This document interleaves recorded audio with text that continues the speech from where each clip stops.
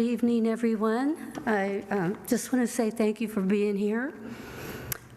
And I'm happy to be here with you because, for one reason, it's Friday night and you're here to see political speeches. That's pretty incredible. Yeah, it's good to see you engaged. So I am running for City Council. I'm Beth Courtney, and I have my announcement letter out on the page. It tells more about me.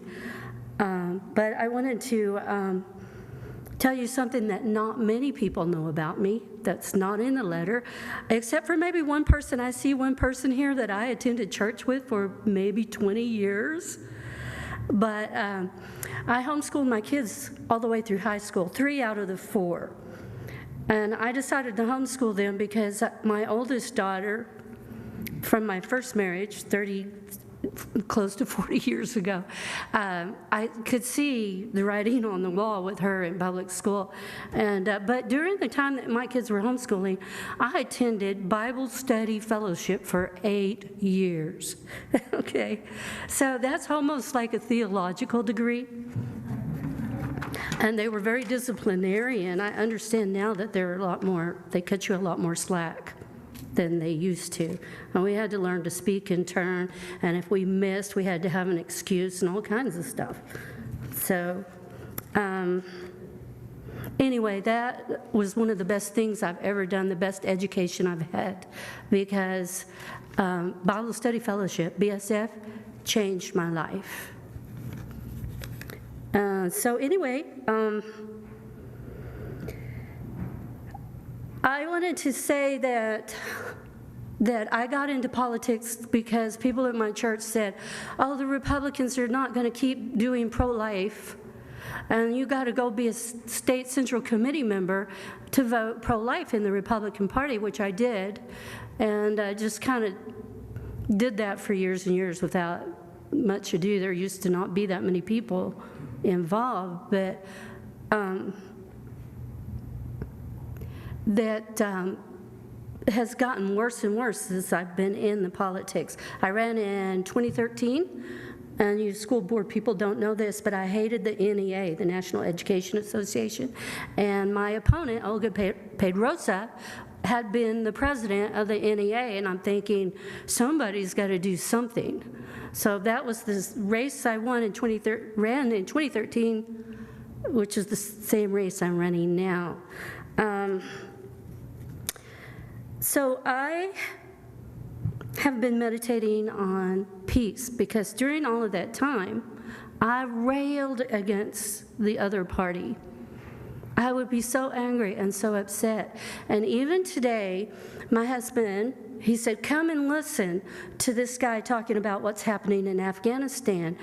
And what they're doing to Christians over there, it upset me, it made me angry again, because this is our government that's responsible for those people dying over there right now. And they even marked them, so that upset me. But I've been meditating this week on James 3:5, and it says that a harvest of righteousness is sown in peace by those who make peace. And so first of all, I've got to get that inside of me.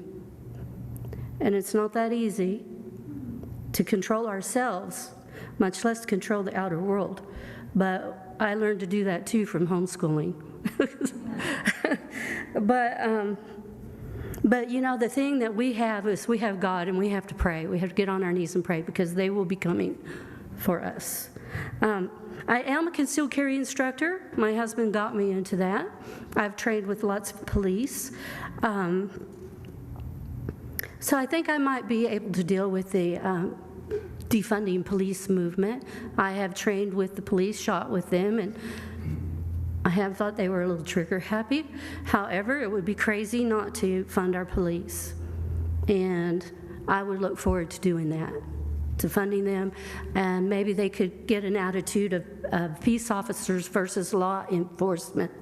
And then the most important thing, and the last thing that I wanted to mention to you was on my card back there, it says, restore authentic elections. So we don't have fair representation at the city level, at the county level, or at the state level from Doña Ana County. And there's not even any conservatives left in the other party. They're all progressives, and that was no accident. So what happened in 2013 is I came right up against it. They were manipulating the election process, and I was shocked that they were doing that. I couldn't believe that they did that. And that became a long history, and I'm not going to go into every story, but I've been in court with them like 3 times. And now they've given us ranked choice voting here. And that's pretty outrageous, because who can even understand it? And then they have these far-left progressive groups training us through the county how to do ranked choice voting. So I do believe that everybody needs to be talking about it, reading about it, sharing about it, because the government of we the people are the only thing that's going to stop it. And we have it 30-year history, from what I understand, or longer, of voting fraud in this county, and it's time for it to end. Because we have no voice. There's no chance that any of us guys are going to be elected, and girls are going to be elected, if we don't make them do an honest election. You know that the machines have cheating algorithms. They hook them up to the internet. I firsthand experienced them running the same ballots through. They let the military vote by email this last election. I'm like, seriously? There's just nothing secure about it. And if you look at the state statutes, which I've become very familiar with, is they knocked out all of our safeguards.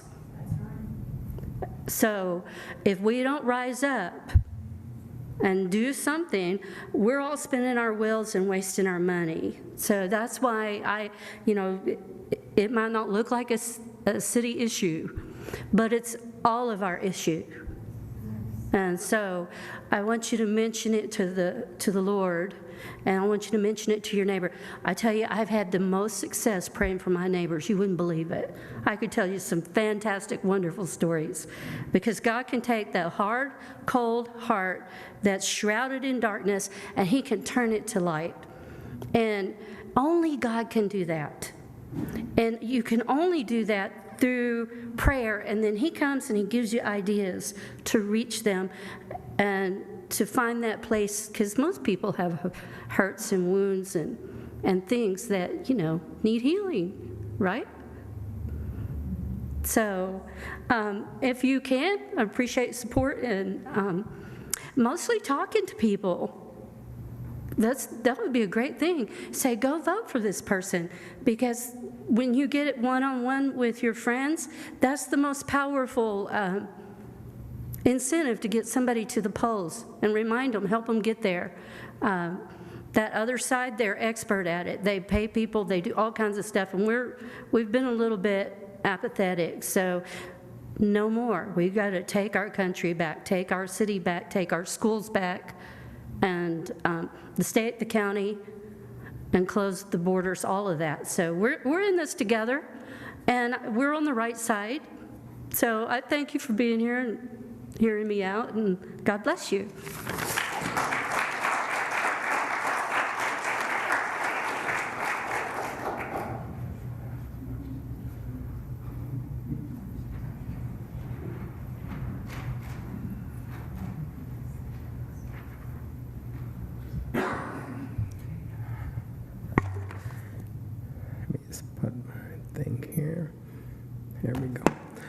Hello. I thank you for inviting us all here together today, and I appreciate it very much for the congregation and the Pastor Thompson. I met him a few weeks ago at an event we had at the office that we were doing telephone calling. It showed it was a lot of input. A lot of people came out. It was very encouraging, and it's encouraging to see you people here on a Friday night as well. My name is Ronnie Cesneros. I am a candidate. I am a Republican candidate for City Council in District 5. We have to ask yourself, what do we see going on here in this city right now? You know, we've got to either look at that situation or not look at it. And the fact of the matter is, there's some things that are going on that are not good. They're not good. When I initially considered the thought and finally decided to run for city council, I considered for the fact of my grandchildren, for the sake of my grandchildren, because I want my grandchildren to have the same opportunities that I had as a young man. Me and my wife are originally from Roswell, New Mexico, and we came here 17 years ago. When I was in Roswell, I worked for the union. I was United Food and Commercial Workers Union and did that for many years. When the union left, then I went to school, Eastern New Mexico University, and I am now an occupational therapy assistant and have been practicing, licensed here in the state for 16 years. We moved here to Las Cruces, and we've liked it and loved it ever since. We bought a home and stayed here, and then almost all of the kids followed us here. And so we now have a lot of grandkids that are here in Las Cruces that were born here in Las Cruces. And I always like to refer to it the City of the Crosses. One thing, I did research. What does the city councilor do? What is the responsibility of the city councilor? Well, the city councilor has to work on the long-term vision. They have to establish a long-term vision for the safety of the people, They have to establish and work with an appropriate budget that meets the needs of all of the people in Las Cruces and, of course, appropriate to the districts that each councilor will represent. The councilor will also elect and hire a city manager. The councilor will also be elected to various and numerous committees. These committees are the ones that will basically bring forward information and bring forward after they get it from input, of which we're hoping they're getting it from input, but I don't think I think the reverse is what we're seeing right now, because it seems that they are making decisions based upon irregardless the input of the community, irregardless. As one of my friends here said a little while ago, in regards to Oñate High School, 5,000 people came out and said, don't change the name of Las Cruces High School. 1,000 people were proponents of it, and they changed the name anyway. Yes, that is in city council. And some people have told me, Ronnie, what do you want to get into that fight? That's school board. And I said, you know what? I think that is the problem that has happened in this country, to where people feel that if you get within the political process, that you have to stay within your lane and that you cannot say anything. You cannot say anything. You cannot have a voice. But if it's anything conservative-minded and pro-American, believe you me, I'm going to speak up, and I will say something.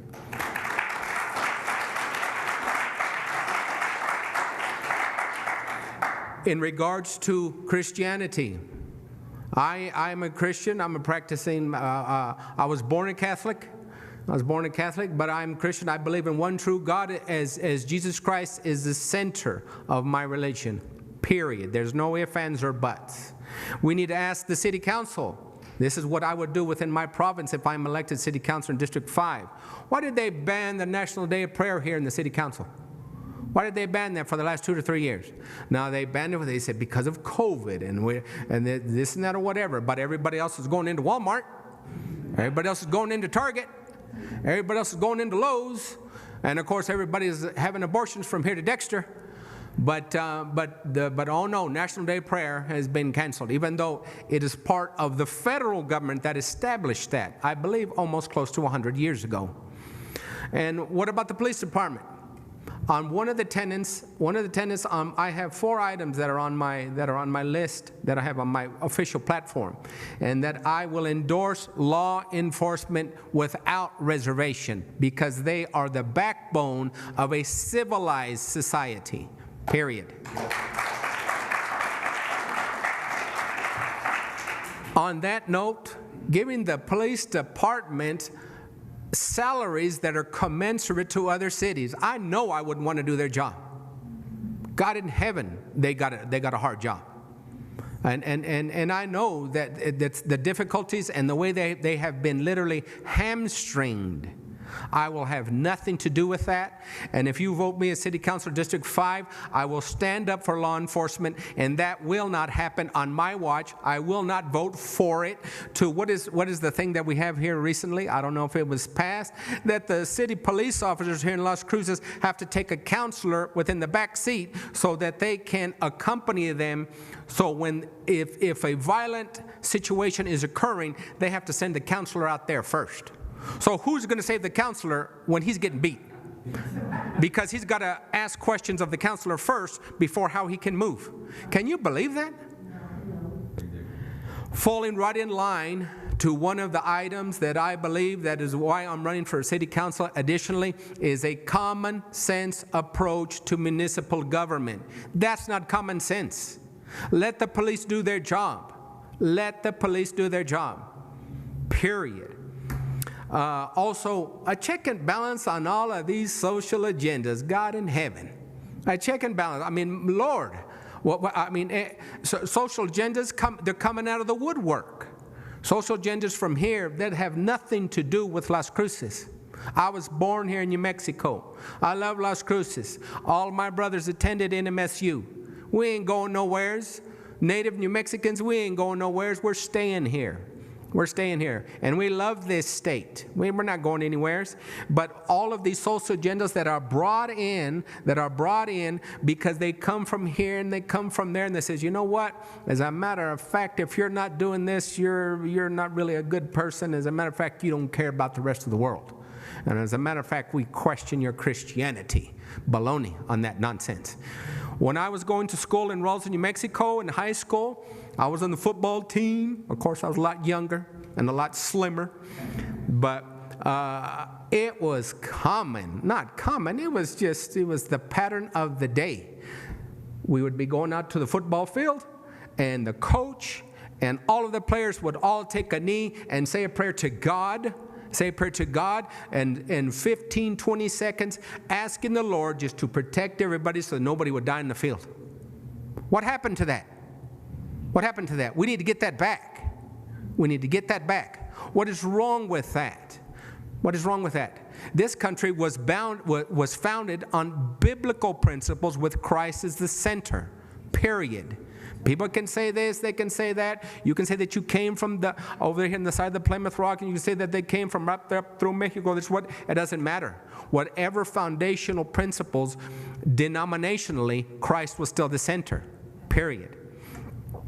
And lastly, I'd like to address, if these liberals and progressives are doing such a fantastic job of making us all equal and excellent, why is there an increased homelessness here in Las Cruces that has gone rampant? Why is that? Why is that, I'd like to wonder?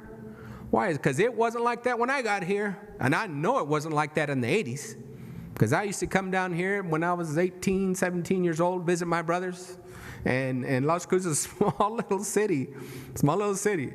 But you know what? Las Cruces has changed. It has changed. And they're saying, okay, well, we got to get ready for it. We got to get ready for it. We got to get ready for the change. Does that mean that we have to turn loose of all of our liberties and freedoms, our customs and traditions? No, it does not. Because we turn loose of what tied us back to our history, which means it tied us back to our families, tied us back to our communities, and tied us back to our city, and tied us back to our state. It's all a continuation. Lastly, with this increase of the homelessness, as they say, that we all got to be awoke. And what about the increase in crime here in Las Cruces? What about the increase in crime? What about these judges letting people out? Why is that? Why is that occurring? You say, well, Ronnie, what can you do on city council? There are some things that we can do, absolutely, because we will be a stopgate, we will be a stop for conservative values, period, and or stop. I have nothing to gain. I've never run for political office. I am running, like I said initially, I am running because I want my grandchildren to have what I have, which was a free country. When I was going to school, you could do that, whatever, and everybody respected it. Now, if some poor child wants to say a prayer, some coach wants to say a prayer at school, they'll get practically threatened with a lawsuit. What is that? We need to change that. We need to reverse that. There's a lot of people who are doing a lot of things, and we do need people to come. We do. We do need people, even more than money. I'm not going to tell them, I need $25,000. Baloney. Well, you know what? We show up 25,000 people. Man, I tell you, they wouldn't even know what to do. Well, in conclusion, again, I thank you, and I love that this is starting in a church, in a biblically based church, and I thank you for that, for all of us, because we all do need it. Even though a lot of us are from different denominations, still Christ is the center base of that. And that's what we need to, and we need to galvanize our efforts together for that common cause. My name is Ronnie Cesneros. I'm running for City Council in District 5, and I can need your vote on November 2nd. Thank you very much.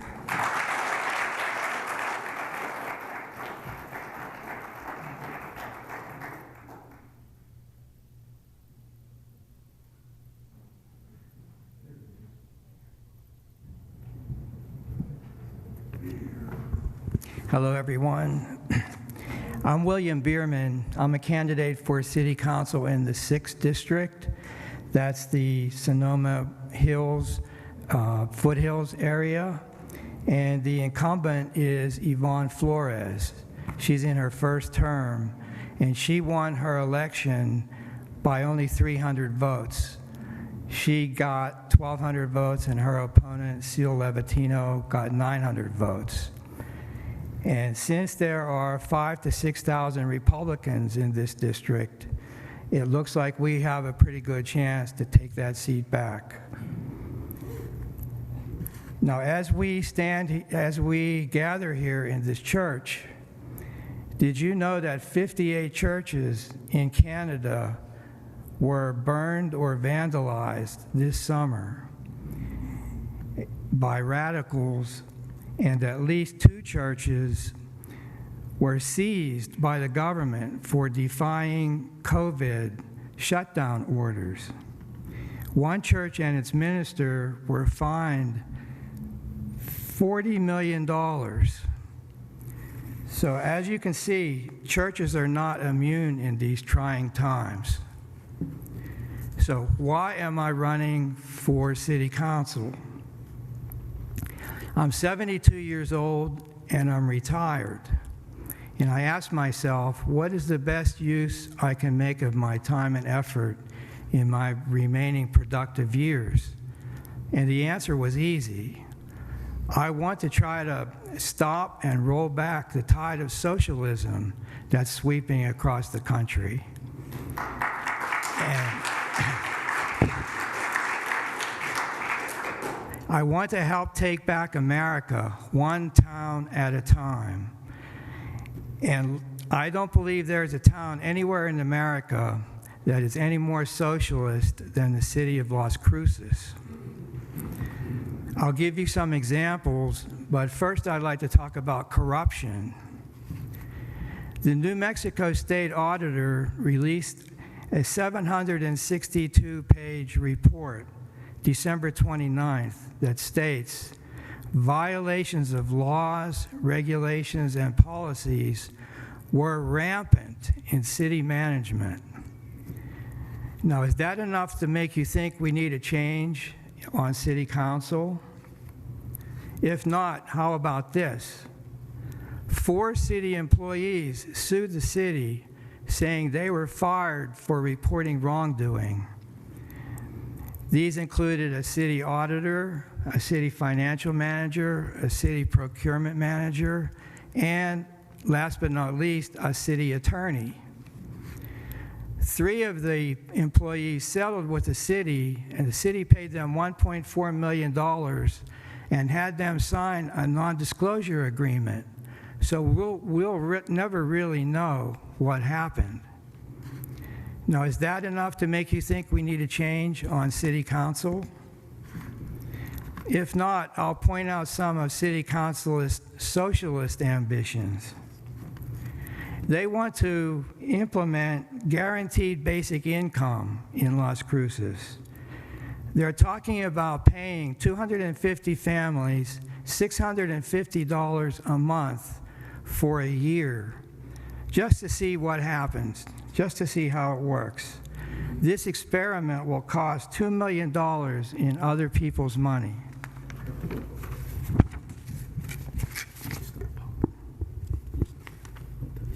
All right, thank you. I'm a soft-spoken guy, and I always have trouble with these microphones. It's even worse if I don't have a microphone. So if you're not convinced yet that we need a change, how about this? The City Council is defunding the police, as you heard. The department is short 50 officers on a force of 200. They are operating at 75% capacity. The police told the City Council at a meeting May 4th that the primary cause of the police shortage is that the city does not pay a competitive starting pay rate. The city's paying about $18.80 per hour to starting police officers. Meanwhile, violent crime in Las Cruces has doubled since 2016, and in the first 4 months of this year, it was up 43% over the first 4 months of 2020. You've heard about the beheading in Apodaca Park and the shootings in the designated heart of the city, the touted Plaza de las Cruces.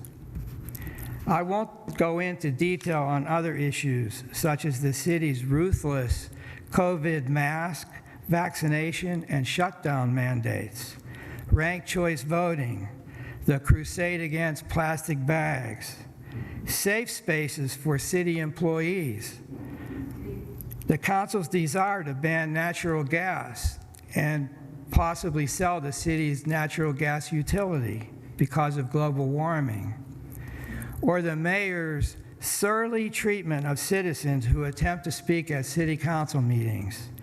The mayor has treated multiple people, including a Lutheran minister, with disdain at recent council meetings. And if you do think you've heard enough to think that you want to make a change, I ask you to support my candidacy. I'm a retired certified internal auditor who reviewed thousands of audit findings about mismanagement in government organizations. And I'm a former newsman who covered dozens of municipal governments and wrote thousands of stories about city government. So in short, I understand city government and local politics. You can sign up to support me at my website, www.biermannforcouncilman.com. And we have cards in the lobby with my contact information. I'd like to thank you for coming and listening, and also thank you to Tammy Vick, Elder Marco Ramirez, and especially Senior Pastor Dwayne Thomas, and others who helped make this event possible. Now, has that been running during? Okay. Well, the purpose of the PowerPoint presentation was to show that we have a viable and formidable campaign going. So if you're interested in investing, I think we have a very good chance of winning. We've had a lot of media exposure. I've been speaking at council meetings and school board meetings, and we have a pretty good website where we can solicit contributions and offers of volunteers to help. And speaking of media, tomorrow I'm going to be on the John Foreman radio show. I'm sorry, Sunday at 8:30, the John Foreman radio show called Common Sense. It's at 1450 AM and 92.7 FM. So thank you again for coming.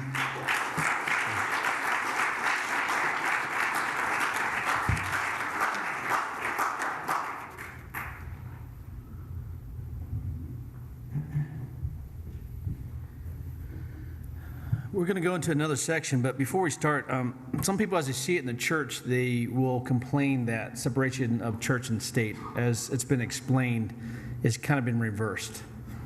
And the reason why we know that is because I think God had something to do with creating this country. I believe it was founded on God. And the founding fathers, they had enough wisdom to do certain things. They engraved scriptures in stone. I mean, in stone is the hardest thing to get rid of, right? So you go to a capital, you see it, and they say, it wasn't founded on Christianity. It's like, they engraved it on stone. And if that wasn't enough, they put it on our money. Something that we have to look at every day. Now, that's why they want to get rid of it. So they get rid of, in God we trust, but how are they going to get rid of the stone that's engraved unless they replace it? So it's important as citizens, but as believers, we have to think about it like this. We might think we don't want to get involved or we shouldn't. Well, if we don't get involved now, as we've seen in the last year, we will have to later, because we'll pass laws and say, you'll have to shut your church down. And many pastors that we've talked to has actually done something positive. I have a meeting every week with pastors across New Mexico and El Paso. We meet every Thursday on Zoom. So that did come from that, and we united and we encourage each other. But we're telling each other that we will never, ever close the building again. And unless...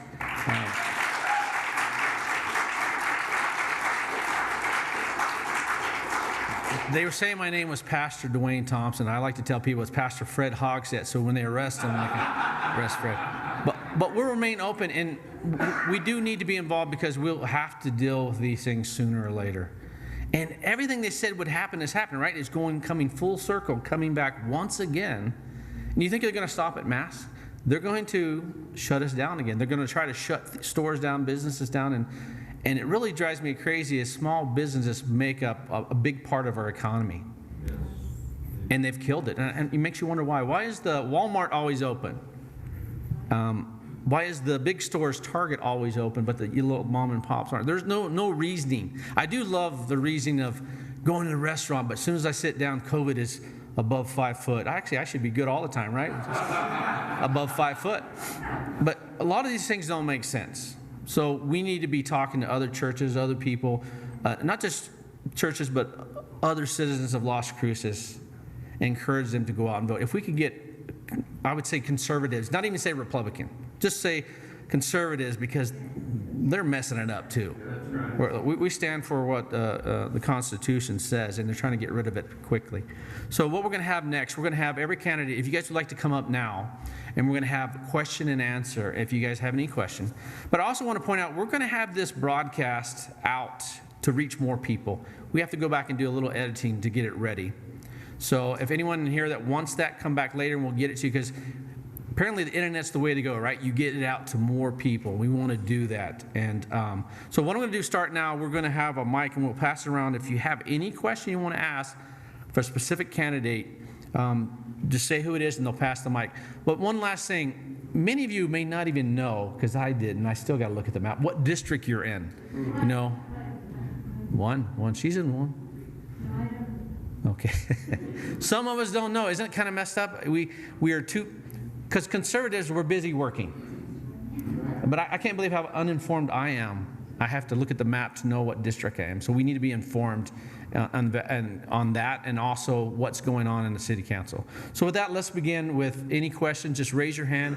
We'll point you out, and then we'll get the candidate you want to speak to.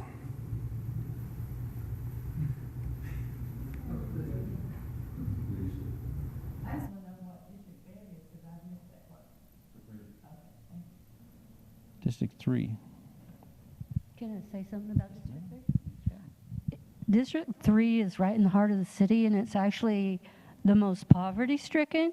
City Hall is there, Young's Park, the parks over where the swimming center, the aqua center is, and it goes from Missouri, heads north, so a little bit of Tell Shore, parts of Loman.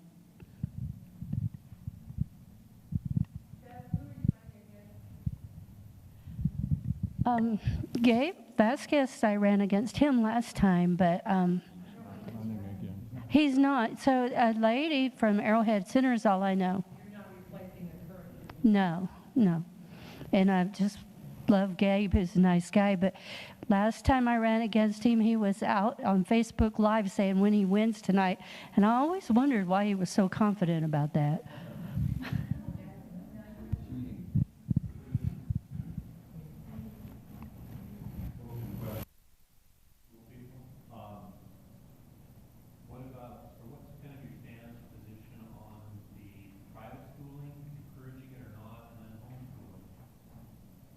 Question on what's your stance on private school or homeschooling? I think most of you can hear me without a microphone. It's going, okay, for the recording, we will speak with the microphone. I would be in favor of homeschooling as well as private Christian education or any. Charter schools within the school system are also a good alternative.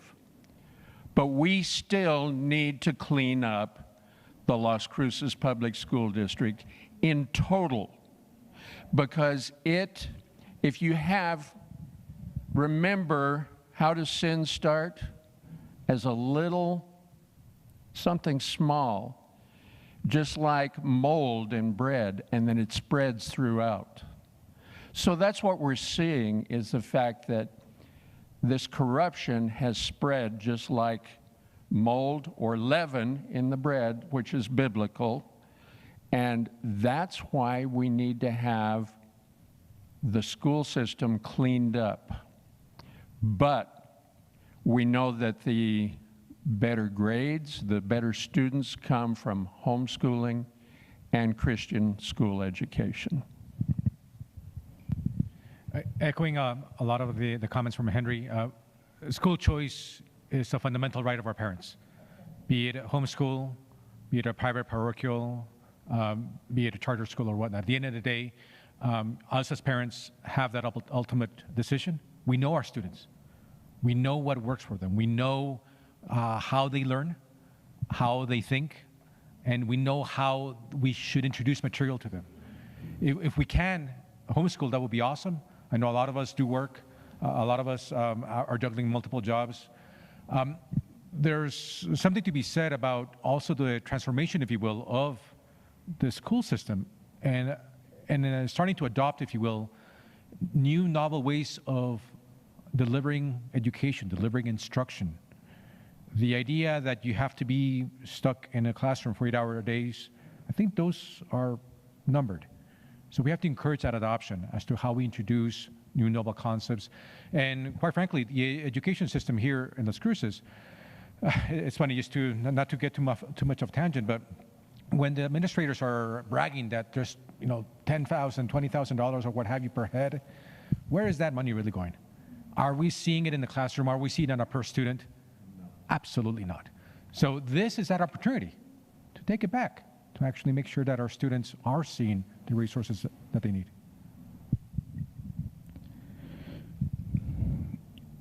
Some of our families are blessed enough that they have the resources and the time to be able to homeschool or send their children to private school.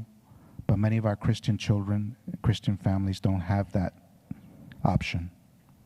So that's why we need to clean up our public schools. So, like we've mentioned, the second that a Christian child walks through the doors of a public school, they are flooded with information that causes the cognitive dissonance in them to actually question the values that they are taught at home. So our Christian children need to feel that the public school is a safe haven for them, that they're not going to be singled out for their beliefs. Okay. I believe in school choice. We have no power on the school board for that, but just remember, 2022 is coming. State elections are coming. State representatives. They're the ones that make the legislation to allow school choice. So homeschooling families and families that send their children to public school still pay taxes that goes to these public schools. So that money should follow the student, whatever their choice is. But if we don't work together and get the right representatives at the State House in Santa Fe, you're always going to be double paying for things. That's right. Okay? So I hope I answered that question, but thank you. May I add something very quickly? To illustrate what Abel just said, my wife and I failed to mention that we've been married for 50 years. We had 3 children, one who's already in heaven. We have 2 daughters. Our second daughter was in a Christian school, Mesilla Valley, many years ago. And she came to us one year and said, I'm on the track team and I run distance, but there's no competition. She was the top. She said, can I transfer to Las Cruces High School? We thought about it and talked and said, if she doesn't have her Christian values set by now, she never will. We allowed her to go to school at Las Cruces High. She did well there, ran on cross country. Guess what she does now? She has her doctorate degree in pharmacology and works in Denver.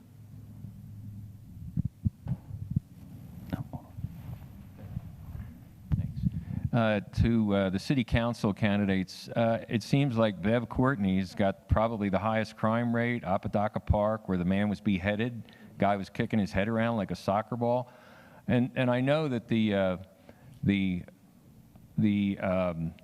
crime is terrible, and we need to solicit more police. And besides the pay grade that's way below standard where it should be, what other options do we have? I mean, how else can we get more police on the street?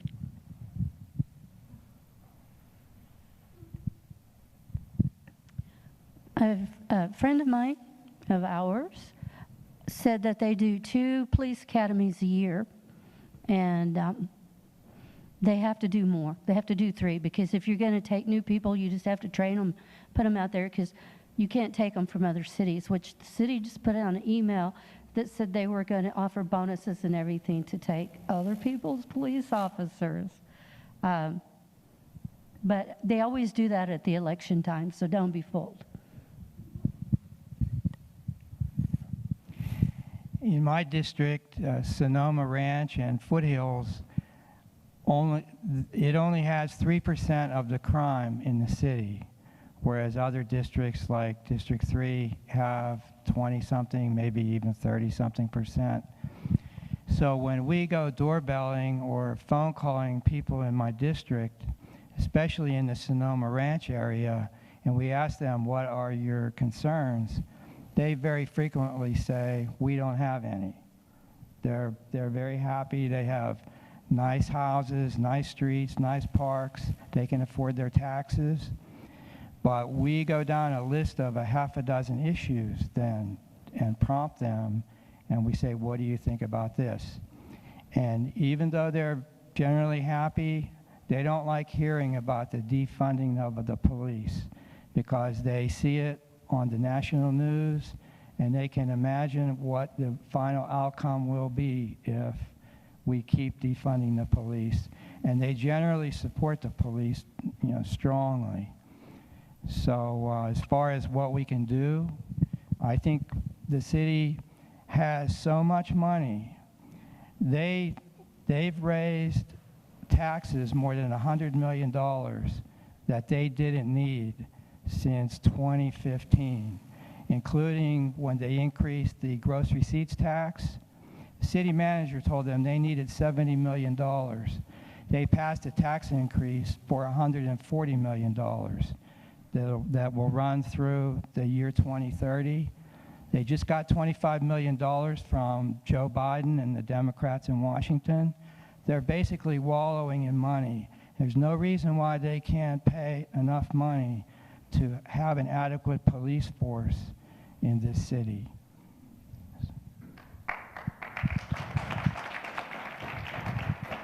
Well, on that subject, I'm of course in agreement with my fellow candidates as well. The only thing that I would differentiate that absolutely there has been a large increase of funds that has come into this county. I believe Doña Ana County got $42 million, and the city of Las Cruces got somewhere around $22 to $25 million as a result of this COVID things or whatever that ever. I can't remember the exact name of the actual fund or whatever that it came to, but they gave it to the city to use it in whatever resource that they deemed appropriate. For the police department, I mean, what they do, from what I have from my research, is they keep a listing of 200 officers, so to speak, and then those officers are listed on a roll. Those officers are listed on a roll. And then so that even though they are not actively working, they're not actively out in the department, they're not out in the streets, they still list them. And so what it does, it's basically look over here so you can see what we're doing over here. And I know that the police department is doing all that they can. I know that they are, because I've seen the police department. I've called the police department many times. You know, if I see something occurring over here, I'll be the first one to dial 911. My wife tells me, "Why are you calling that?" And I said, "Well, you know what? We need to. We can't let that situation go. We can't just sit there. We got to do something. We got to call. You know, we can't just walk away from it. We got to call somebody." And the police generally always arrive within 60 seconds. But then what are they paying them? Oh my goodness sakes alive! In terms to the dangers that they put them in terms to what all of this really, it's what I would do as a city councilor if I were elected is this whole reversal would change with myself. Because I would be a stopgap. I said, no, we're not going near that. No, let them do their job and stop all of this nonsense. I'm not a police officer. I'm not on the streets trying to arrest dangerous individuals, criminals. I'm not doing it. They're doing it. Let them have that liberty and the freedom to do that. And of course, what has happened here recently? What is the reversal of immunity? You know, so that look what that damages them as well.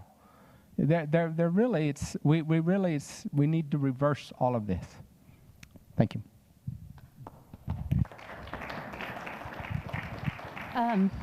When it comes to the police, of course, you have to lead by example and not practice lawlessness in the city government, right? And they have to, like, not let people get away with small stuff on the streets. So we would love the police, and the police will love us. But part of the problem is the judges, because they don't punish evildoers. So we need to pay attention to the judges.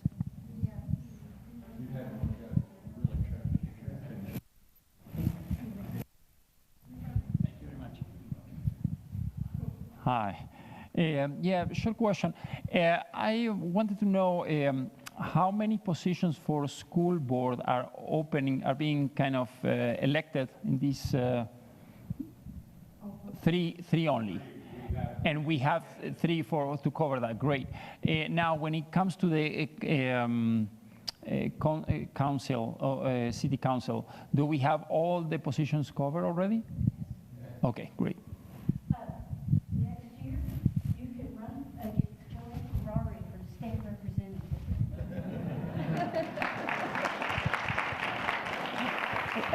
We need her out of there.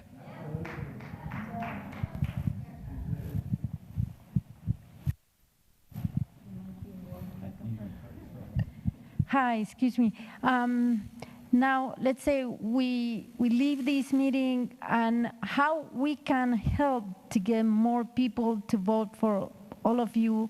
You know, I'm still confused, and sorry for my ignorance about, okay, district. If I tell my best friend, I send the information to the whole homeschool Facebook. Do we have a map that anybody that really says, okay, I'm here, you know, because if they ask me back, okay, for whom can I vote, I will not know. Or a website that then we can send it to other people? Perfect.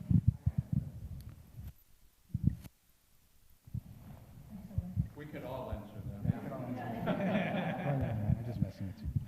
There is a fantastic website by the City of Las Cruces, and it is called, I believe, Arcus, and yes. And all you have to do is type in that, go on Google, type in Arcus, and what it'll do is it'll prompt you to put in your address. You put in your address where you live, and it'll tell you exactly what city council you are, district in. It'll tell you exactly what county district you're in, all of that. Now, every bit of it. Yes, City of Las Cruces, and then it says Arcus, and then ARCUS, I believe. I can show it to you here in just a bit. It's very, very, very simple. I've done it for many people. All you got to do is punch in your address, and it just expands, and it'll show a point exactly where you're at. So you guys have maps out there right now, right? Yes. Okay, so here's I like it easy. There's maps out there. We all have phones. We'll take a picture of that, and when you go out there, they can also give you some websites to go to. Because if you miss one letter in the website, you're not going to get there.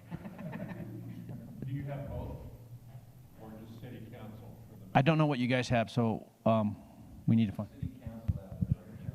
The school board maps, it was like getting the plans to D-Day for some reason. They made it very hard for us to figure out what the school board districts, but we finally got the maps, and they're good maps, and I'm going to encourage we're going to post it on our each individual websites, what the map is for our district. So if you visit our websites, you'll know what each district is. Thank you. You had an answer to that? Real quick, also, if you have your voter registration card, you can look on that. It'll tell you exactly what district you're in for all your elections for city council all the way on, or school board all the way on up.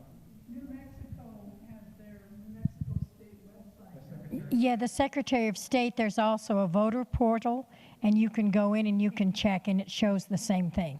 So all of them are really easy to use. So after we get done, when you go out, please go there. I have one question here, and then we'll go over here next. Hello. This is for the school board candidates.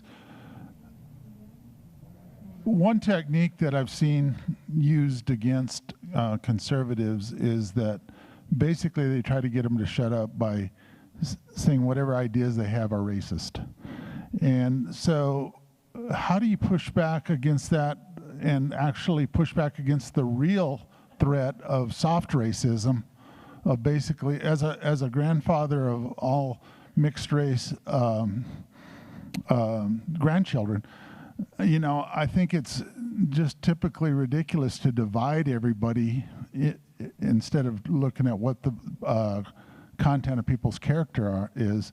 And so one of the things in terms of lowering expectation or telling people they're victims, how do you, that really is, to me, racist in itself, and that you're basically telling children that they're behind.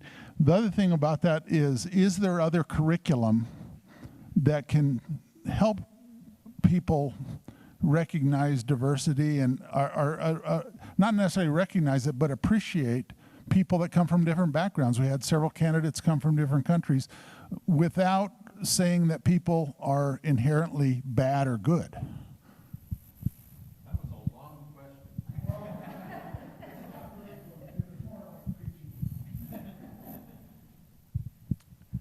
Okay, I'm the chapter leader for the Las Cruces chapter of FAIR, which is a national organization, nonpartisan organization. Their website's fairforall.org, and their message is trying to bring us back to Martin Luther King's dream: content to character over color of skin. Their approach, they call their approach the pro-human approach. Let's not look at those immutable traits such as color, race, income level, things that we all have but that don't matter. Let's focus on our common humanity. Okay. So I think if we focus on a pro-human message, to focus and on our common humanity rather than those differences, because that's what they want to focus on, is those little differences that don't matter. 99.5% of our DNA is common. It's only that 0.5% of our DNA that makes us a different color or have different eyes or whatever it may be. Let's focus on our common humanity. And if we use that message, I think we can reach the other side. Okay? There are 2 curriculums that I know about. 1776action.org has a curriculum, a pro-America, pro-Constitution, pro-Martin Luther King curriculum. Hillsdale College just came out with their curriculum, the 1776 curriculum. I've always been, don't just come with a problem, come with a solution. Right? We know what the problem is, and there's a lot of people out there that love our country, that love our Savior, and they're building the alternative. But we can't get the alternative in there if we don't have the power and the influence to do so. So that's why we're running as candidates. That's why we need you to help us so we can make that positive change in our schools for our children. If you need any more information about those groups, about FAIR, 1776 Action, Hillsdale College curriculum, I have the websites and I'll be happy to share them with everyone. Thank you. So I'll take a couple more questions and then we'll open it up because you probably have a bunch. I'm going to go here first because they've been waving, and then I'll get you next. I get my steps. Thank you, Pastor. And actually, my question is for you. First of all, I want to thank you so much for opening your church to us, especially after this mandate has come out, and stepping up and doing what's right. So thank you. Appreciate it. I want to thank them for running because I've been a candidate before and I know how hard it is. And I want to thank all of you guys for stepping up to defend our children, to defend our police, and to defend us as citizens who live here. But my question for you, Pastor, is we need you to defend all of us. And when I say that is we look back at Nazi Germany and we saw what happened there, and the churches didn't stand up. Again, I applaud you for the fact that you get together with churches even into El Paso with a lot of those church leaders. And when I was a candidate, I had to ask myself that question: am I going to go into the Roundhouse in Santa Fe and wear a mask? And I knew the vaccines were coming. Are they going to make it mandatory for me to have a vaccine? Now, that was something I had to resolve between myself and God, and I figured if he wanted me in, he would find a way to get me in there with or without, mask, and definitely I'm not doing a vaccine. So, which is not actually a vaccine, it's gene therapy, but that's another story. So my question is, can we as a community count on you to help your congregation sign religious exemption forms for your people? Thank you. Yeah, you got to wait to the question, all the positive stuff first. But actually, I've addressed that this morning because we're getting a lot of calls. The good thing about talking to other pastors, he just emailed me a copy of one. And so we're editing it for us, and we can make it available to other pastors. Because someone had asked me, I'm like, well, I can't just sign something until you don't understand why you want a religious exemption. So we have that now. So anyone needs that, we'll make that available. Or even if you're a different church, have their pastor call, because it's a generic one from some other church that's smarter than I just modify it for us. But we need to be able to take it because they're putting pressure on people in every state, federal jobs, and basically saying if you don't get the vaccination or whatever you want to call it, is you'll lose your job, which is not the country we live in. So yes, we will support you in that. Yeah, that's why we've got to stop it now. Yes, and that's kind of what they're saying. This time around, we need to stand up. And when we first started, a lot of churches closed down, even us. But when we learned the truth, it's like, well, that will never happen again. But now we have an understanding of what they're doing. Let me get this lady first. Oh, she has a comment. Even companies that have state contracts are forcing their employees to get vaccinated as well. Not even state employees, but contracts with the state. So they're putting the pressure on by threatening your job. And it's not even FDA approved yet. You'd probably be sorry you gave me this. So, a couple things towards the vaccine that was just brought up. I heard a little rumor, can't prove it, but it makes perfect sense to me, that at some point our governor was heard to say that, well, I've tried the carrot, now I'm going to get out the stick. So please, all of us have got to say no. It is our right as human beings and as American citizens and Christians to decide what's put in our body and what is not. So enough of that, because I know we are all preaching to the choir here. I have a question for the city or the school board members. I have a couple of friends who are teachers, and they are not members of the Teachers Association, the NEA. And I was told, and I have no facts to bear this out, but that there's probably about 30% of the teachers are members of the NEA, and the other 60% are not. But the NEA has got a lot of influence over our school board. How will you deal with that?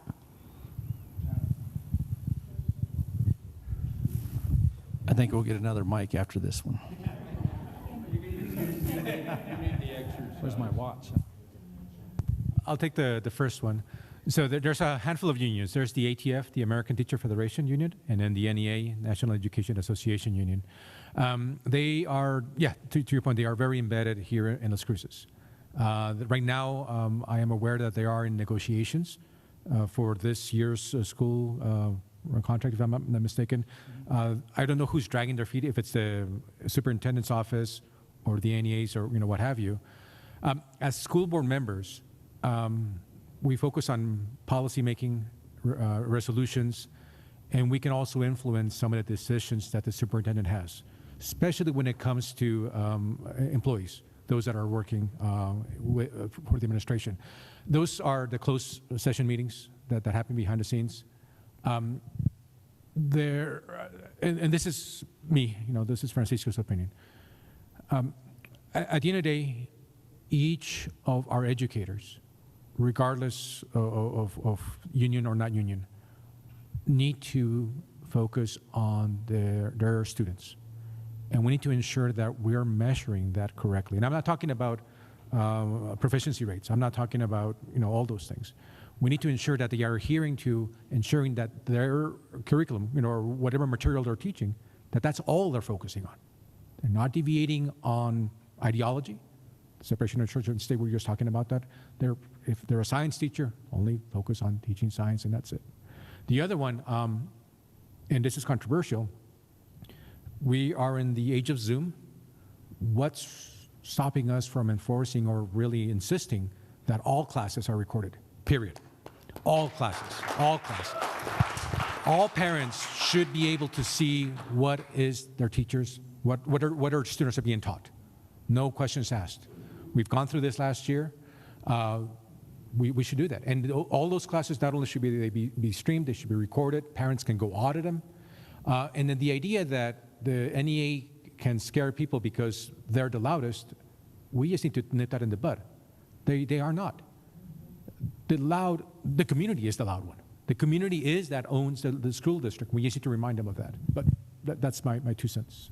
Henry, Either way.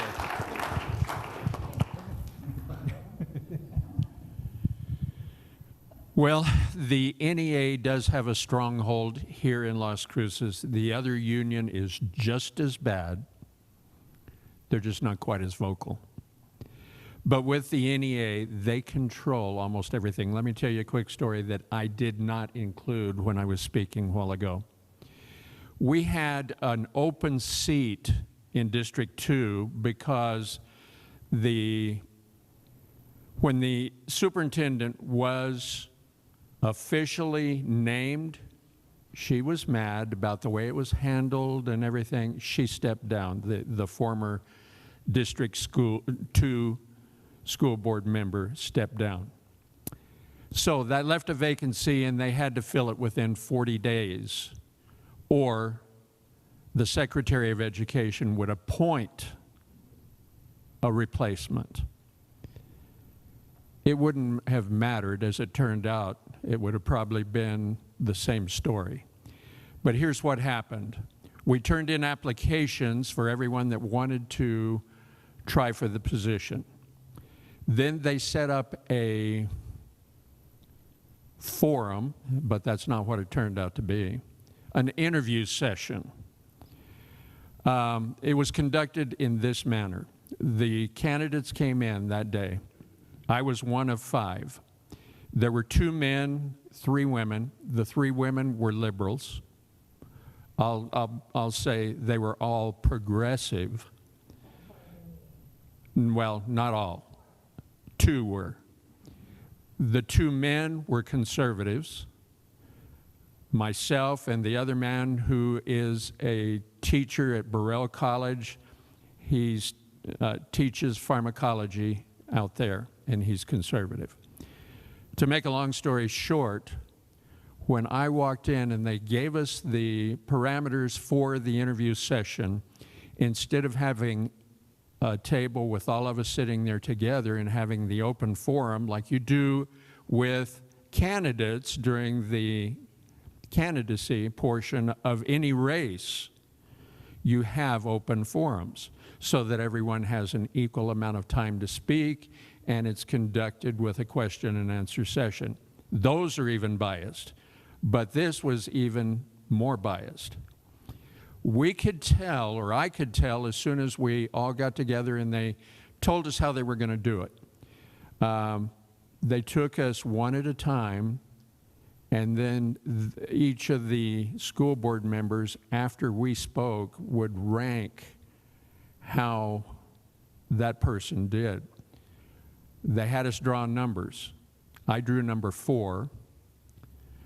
So I had no idea. I came in and spoke during our interview session, and when I got done, I looked at my wife, and she gave me a thumbs up or an okay.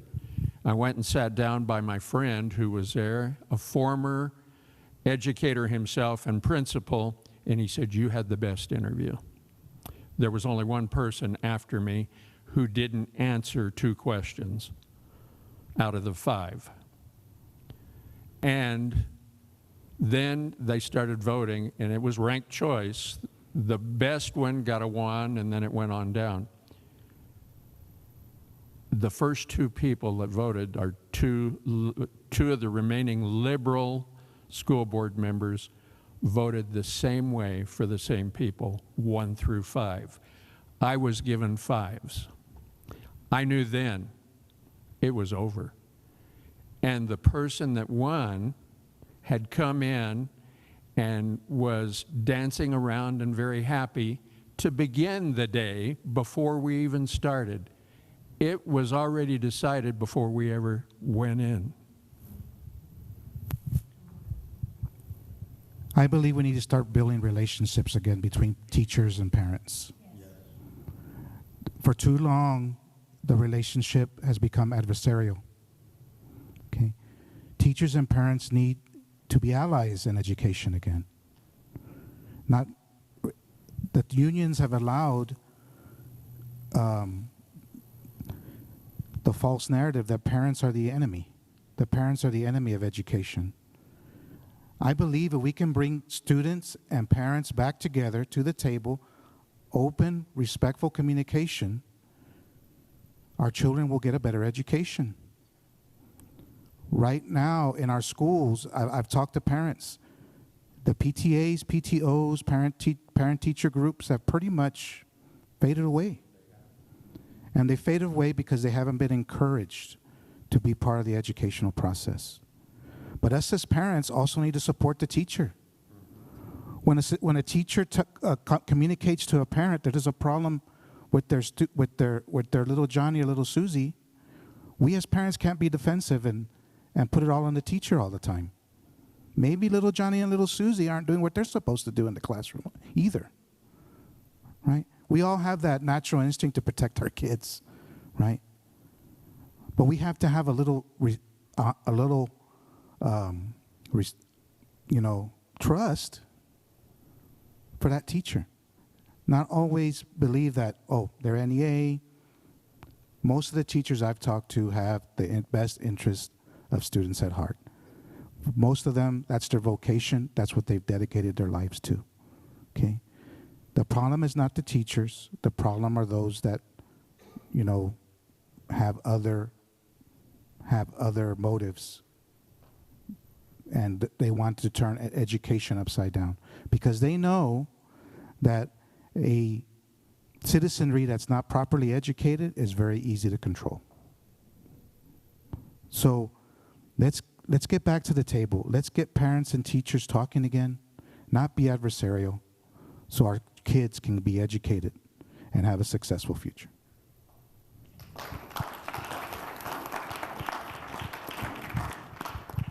All right, we're going to end, and we're going to have the last part is they'll be out there. Any questions you have? And just to end on a lighter note, I've learned something. The long, age-old question is, who can talk more, a politician or a pastor? And I'm going to give it to these guys. What if you're both? Then that may be the problem. But anyway, I think it's good questions, but we have many more questions. Ask them, and we just need to be informed, but also letting other people know what's going on. And there should be more people here for this. And that's why we're going to really press to Marco, our tech guy, to get this video together so we can share that. So with that, I want to end in prayer, and then we can all go out here and have some snacks and drinks and coffee, whatever you want, and also ask more questions. So if you guys don't mind standing, we'll end in prayer. Heavenly Father, we thank you for this venue that's here, Lord. We're here to, again, you've given us this great country, the greatest country in the world today. And you've given us a responsibility as well. So as we see this, we need to stand up. We need to reach out. We need to work together. And when all this is done, the most important thing is we need to share the love of Christ with everyone. That's what changes people, changes their hearts. Politics is important, making these changes where we're living now, but also for eternity is sharing the gospel message, Lord. So we thank you for this time, and we ask all this in Jesus' name. Amen.